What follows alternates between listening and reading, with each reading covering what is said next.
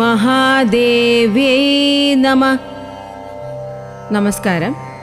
മലയാള മാസമായ കുംഭത്തിലെ പൂരം നാളിലാണ് ആറ്റുകാൽ പൊങ്കാല നടക്കുന്നത്. തിരുവനന്തപുരത്തെ ആറ്റുകാൽ ഭഗവതി ക്ഷേത്രത്തിലെ 10 ദിവസത്തെ ഉത്സവം. അതിൽ ഏറ്റവും പ്രധാനപ്പെട്ട ദിവസമാണ് പൊങ്കാല സമർപ്പിക്കുന്ന ദിനം.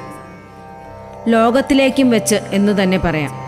പൊങ്കാല വഴിപാട് സമർപ്പിക്കാനായി എത്തുന്ന വലിയൊരു സ്ത്രീ സമൂഹത്തിൻ്റെ ആതിഥേയത്വം വഹിക്കാനായി തിരുവനന്തപുരം നഗരം തയ്യാറെടുക്കുന്നു. സൂര്യൻ ഉച്ചസ്ഥായിയിൽ ഉദിച്ചു നിൽക്കുന്ന ചുട്ടുപൊള്ളുന്ന വെയിലത്ത് ഓലയും കൊതുമ്പും കൊണ്ട് അഗ്നിയൊരുക്കി മൺകലങ്ങളിൽ ഭഗവതിക്കായി പൊങ്കാല സമർപ്പിക്കാനായി ദശലക്ഷക്കണക്കിന് സ്ത്രീകൾ എത്തുന്നു. സ്ത്രീകളുടെ ശബരിമല എന്നറിയപ്പെടുന്ന ആറ്റുകാൽ ദേവീക്ഷേത്രത്തിലെ പൊങ്കാല മഹോത്സവം ലോകത്തിലെ തിന്മകളെ നശിപ്പിച്ച് നന്മയെ സംരക്ഷിക്കാനായി വിഷ്ണുമായ ഭഗവതിയുടെ അവതാരമെടുത്തതായി പറയപ്പെടുന്നു. എന്നാൽ കണ്ണകിയുടെ ദിവ്യരൂപമാണ് ആറ്റുകാൽ ഭഗവതി എന്നും പറയപ്പെടുന്നുണ്ട്. മധുരയെ ശാപത്താൽ അഗ്നിക്കിരയാക്കിയ കണ്ണകി കന്യാകുമാരി വഴി കേരളത്തിലെത്തി കൊടുങ്ങല്ലൂരിലേക്ക് പോകും വഴി ആറ്റുകാൽ എന്ന സ്ഥലത്ത് താമസമാക്കിയെന്നും അങ്ങനെ അവിടെ ആറ്റുകാൽ ഭഗവതിയായി ഭക്തരെ സംരക്ഷിക്കുന്നവളായി മാറിയെന്നും പറയുന്നു. പാർവതി ദേവിയുടെ അവതാരമാണ് കണ്ണകി. തങ്ങളുടെ ദുഃഖങ്ങളും കഷ്ടപ്പാടുകളും ദുരിതങ്ങളും ഇല്ലാതാക്കുവാൻ വ്രതമെടുത്ത് ഭയഭക്തിയോടെ ദേവിക്ക് പൊങ്കാല സമർപ്പിച്ച് ദേവിയെ വണങ്ങി ഭക്തർ പിൻവാങ്ങുന്നു. മകരം കുംഭം മാസത്തിലെ കാർത്തിക നക്ഷത്രത്തിൽ ആരംഭിച്ച് 10 ദിവസത്തെ ആഘോഷങ്ങളും നടത്തി രാത്രി കുരുതി തർപ്പണത്തോടെ ഉത്സവം അവസാനിക്കുന്നു. അതിൽ 9ാമത്തെ ദിവസമാണ് ആറ്റുകാൽ പൊങ്കാല എന്ന മഹോത്സവം. ദശലക്ഷക്കണക്കിന് സ്ത്രീജനങ്ങൾ വ്രതമെടുത്ത് പൊങ്കാല സമർപ്പിക്കുന്ന പൊങ്കാല മഹോത്സവം ഈ വർഷം ഫെബ്രുവരി 23 ആരംഭിച്ച് മാർച്ച് 4 വരെ നീണ്ടു നിൽക്കുന്നു. ആറ്റുകാൽ പൊങ്കാല 2026 മാർച്ച് 3 ചൊവ്വാഴ്ചയാണ് വരുന്നത്. പൊങ്കാല എന്ന വാക്കിനർത്ഥം തിളച്ചുമറിയുക. മനമുരുകി കരഞ്ഞ് വ്രതമെടുത്ത് പ്രാർത്ഥിച്ച് സ്ത്രീകൾ സ്നേഹത്താൽ ദേവിക്ക് അർപ്പിക്കുന്ന നൈവേദ്യമാണ് പൊങ്കാല. അരി, ശർക്കര, നാളികേരം, നട്ട്സ്, മുന്തിരി എന്നിവയൊക്കെ ചേർത്ത് ഉണ്ടാക്കുന്ന പായസത്തിനു തുല്യമായ നിവേദ്യമാണ് പൊങ്കാല. പ്രാർത്ഥനയോടെ അർപ്പിക്കുന്ന പൊങ്കാല എല്ലാ ദുഃഖങ്ങൾക്കും ശമനമാകും എന്ന പ്രതീക്ഷയോടെയാണ് സ്ത്രീജനങ്ങൾ സമർപ്പിക്കുന്നത്. കോപത്താൽ മധുരാ നഗരം ചുട്ടരിച്ച കണ്ണകി അനന്തപുരിയിലെത്തി. ദേവിയുടെ മുൻപിലേക്കെത്താൻ പോലും എല്ലാവരും ഭയപ്പെട്ടു.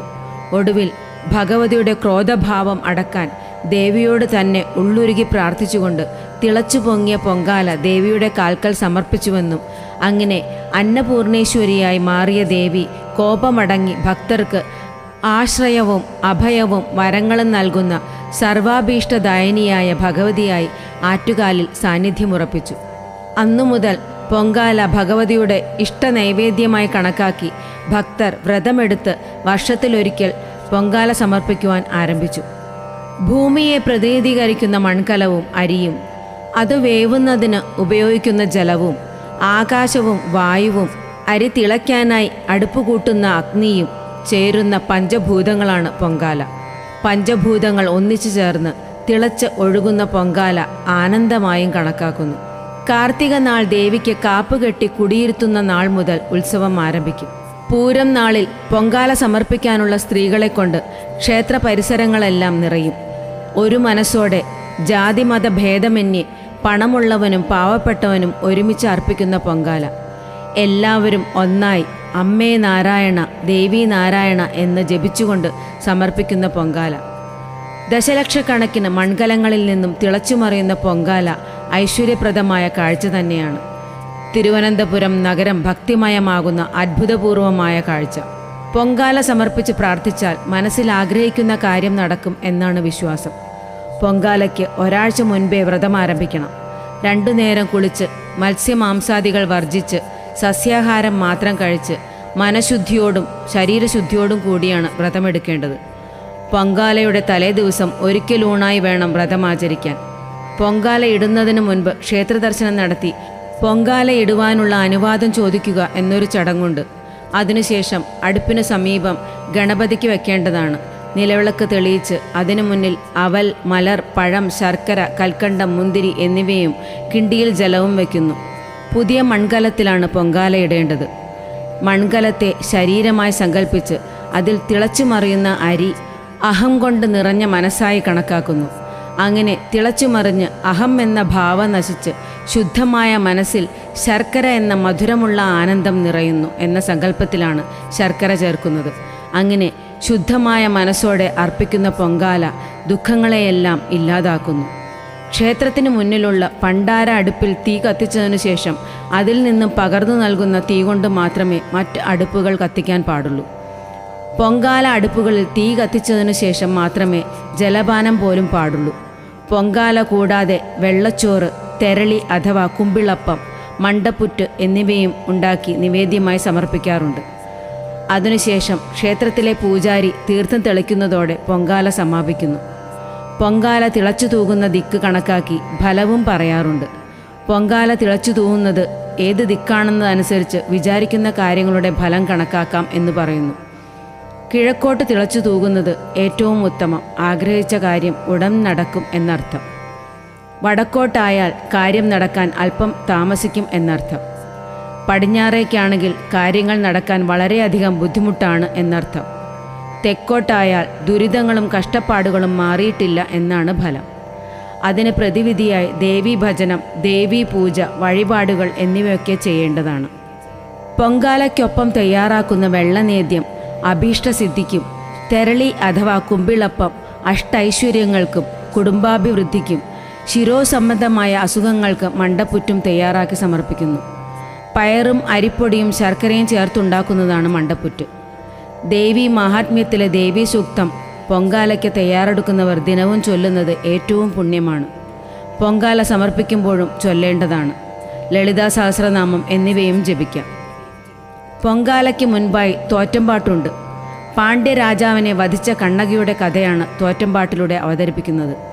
അതിനുശേഷം ക്ഷേത്രം തന്ത്രിയിൽ നിന്നും മേൽശാന്തി ദീപം ഏറ്റുവാങ്ങുകയും തിടപ്പള്ളിയിലെ അടുപ്പിൽ ദീപം തെളിയിച്ച് ശേഷം കൂടെയുള്ള മേൽശാന്തിയാണ് ക്ഷേത്രത്തിനു മുന്നിലുള്ള പണ്ടാര അടുപ്പിലേക്ക് തീ പകരുന്നത്. അതേ തുടർന്ന് പൊങ്കാല സമർപ്പിക്കാനെത്തിയ ലക്ഷക്കണക്കിന് ഭക്തരുടെ അടുപ്പുകളിലേക്ക് അവിടെ നിന്നും തീ പകരുന്നു. മാർച്ച് 3 ചൊവ്വാഴ്ച, അതായത് കുംഭം 19 രാവിലെ 9:45 അടുപ്പിൽ തീ പകരുന്നതോടുകൂടി പൊങ്കാല സമർപ്പണം ആരംഭിക്കുന്നു. പൊങ്കാല നിവേദ്യം ഉച്ചയ്ക്ക് 2:15 പൂരം നക്ഷത്രം വരുന്നത് മാർച്ച് 3 രാവിലെ 7:31 മുതൽ മാർച്ച് 4 രാവിലെ 7:38 വരെയാണ്. ആറ്റുകാൽ പൊങ്കാല ഉത്സവത്തിൻ്റെ ഭാഗമായിട്ടുള്ള കുത്തിയോട്ട വ്രതാരംഭം 2026 ഫെബ്രുവരി 25 രാവിലെ 8:45 ആരംഭിക്കും.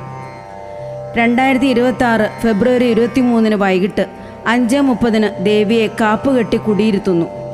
മാർച്ച് 3 രാത്രി 8:30 കുത്തിയോട്ടം ചൂരൽകുത്ത്.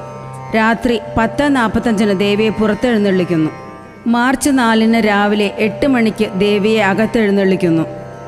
മാർച്ച് 4 ചൊവ്വാഴ്ച രാത്രി 9:45 കാപ്പഴിക്കുന്നത്. രാത്രി 12:45 കുരുതി തർപ്പണത്തോടുകൂടി ഉത്സവം സമാപിക്കുന്നു. വ്രതമെടുക്കുന്നവർ ഒരു നേരം മാത്രം അരിയാഹാരം കഴിച്ച് ബാക്കി സമയം ഫലമൂലാദികൾ കഴിച്ച് വ്രതമെടുക്കുന്നത് ഏറ്റവും ഉത്തമം. ബ്രഹ്മചര്യം നിർബന്ധമാണ്. തിന്മയാകുന്ന ഒരു കാര്യങ്ങളും ചിന്തിക്കുകയോ പ്രവർത്തിക്കുകയോ പാടില്ല. ദേവിയെ മാത്രമായിരിക്കണം മനസ്സിൽ ചിന്തിക്കേണ്ടത്. പൊങ്കാല സമർപ്പിക്കുമ്പോൾ കോട്ടൺ വസ്ത്രങ്ങളാണ് ഉപയോഗിക്കേണ്ടത്. പുതിയതോ നന്നായി അലക്കി ശുദ്ധമാക്കിയതോ ആയ കോട്ടൺ വസ്ത്രങ്ങൾ ധരിച്ചു വേണം പൊങ്കാലയിടാൻ. പുല, വാലായ്മ എന്നിവയുള്ളവർ പൊങ്കാലയിടാൻ പാടുള്ളതല്ല. പൊങ്കാല ദേവിക്ക് നേദിച്ചതിനു ശേഷം മാത്രമേ ഭക്ഷണം കഴിക്കാൻ പാടുള്ളൂ. ഇളനീർ, പഴം എന്നിവ കഴിച്ച് വ്രതം വീടാവുന്നതാണ്. പൊങ്കാല നേദ്യം പാഴാക്കി കളയാൻ പാടുള്ളതല്ല. സ്വന്തം കുടുംബത്തിലുള്ള എല്ലാവരും കഴിക്കുകയും മറ്റുള്ളവർക്ക് നൽകുകയുമാണ് വേണ്ടത്. പൊങ്കാലയിടാൻ ആറ്റുകാലിൽ പോകാൻ സാധിക്കാത്തവർക്ക് സ്വന്തം ഗൃഹത്തിൽ ചെയ്യാവുന്നതാണ്. അതിനെക്കുറിച്ചുള്ള വീഡിയോ അടുത്ത ദിവസം നിങ്ങളുമായി പങ്കുവയ്ക്കുന്നതാണ്. ഭക്തിയോടെ പരാശക്തിയായ ദേവിയെ ഭജിച്ച് പൊങ്കാലയിട്ട് എല്ലാ ദുഃഖങ്ങളും നീങ്ങി എല്ലാവർക്കും അഭീഷ്ടസിദ്ധി ഉണ്ടാവട്ടെ എന്ന് പ്രാർത്ഥിക്കുന്നു. ഓം